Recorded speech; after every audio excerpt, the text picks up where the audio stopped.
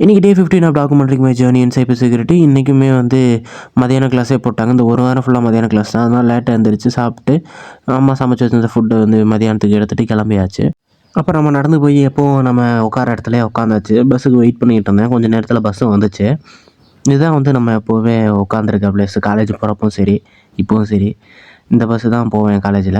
அப்புறம் வடமாரிக்கு ஒரு 8, 9 மணிக்கெலாம் ரீச் ஆகிட்டேன். ரீச் ஆனதுக்கப்புறம் வந்து பஸ்ஸில் ஏறினா பஸ்ஸில் ஒருத்தர் பெரிய சாவலிஸ்ட்டு உட்காந்துருந்தாரு. அப்புறம் நண்பர் கூப்பிட்டேன், வந்திருந்தார். வரவும் அவர் கூட சரி வண்டியில் ஏறி கிளம்பியாச்சு அவர் வீட்டுக்கு.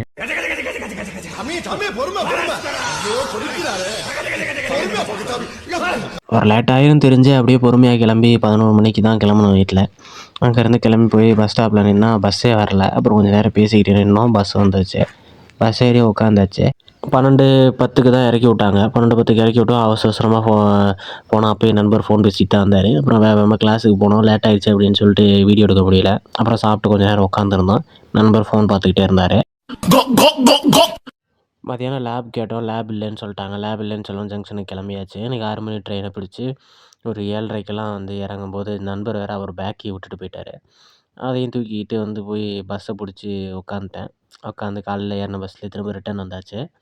8:30க்கெல்லாம் இறங்கியாச்சு. 8:30க்கு வந்து வீட்டுக்கு வந்துட்டு சாப்பிட்டு புக்கு ரீட் பண்ணிட்டு அப்புறம் வந்து ஹேபிட் ட்ராக்கரில் ஹேபிட்டை மார்க் பண்ணிட்டு தூங்கிட்டேன். இன்றைக்கி அவ்வளோதான்.